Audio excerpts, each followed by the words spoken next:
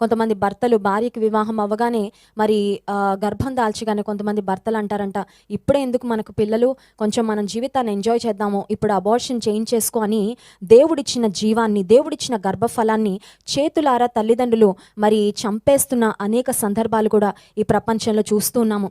నేను కూడా మూడవ బేబీ, నా థర్డ్ బేబీతో ప్రెగ్నెంట్ అయినప్పుడు హాస్పిటల్కి వెళ్ళడం జరిగింది.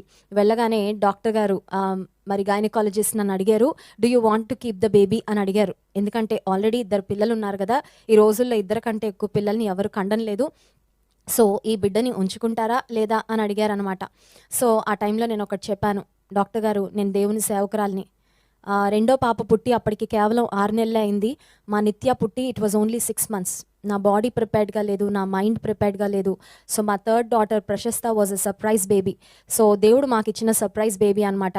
So I was not at all prepared. కానీ డాక్టర్ దగ్గరికి వెళ్ళగానే, doctor do you want to keep the baby అంటే, ఖచ్చితంగా ఈ బిడ్డను మేము ఉంచుకుంటాం.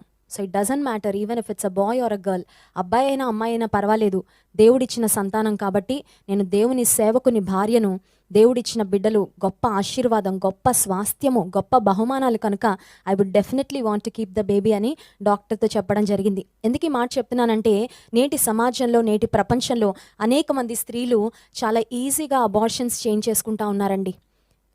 జీవితాన్ని లేకపోతే జీవాన్ని చాలా ఈజీగా తుంచేస్తున్నారు గర్భంలో ఉన్నప్పుడే. కానీ అమ్రాము యోకెబెదులు చాలా ధైర్యంగా, చాలా విశ్వాసంతో, చాలా రిస్క్ తీసుకొని దేవుడు వారికి ఇచ్చిన 3వ సంతానాన్ని చాలా ప్రెషియస్ చైల్డ్గా దేవుని నుంచి వారు స్వీకరించినట్లు మనం గమనించవచ్చు.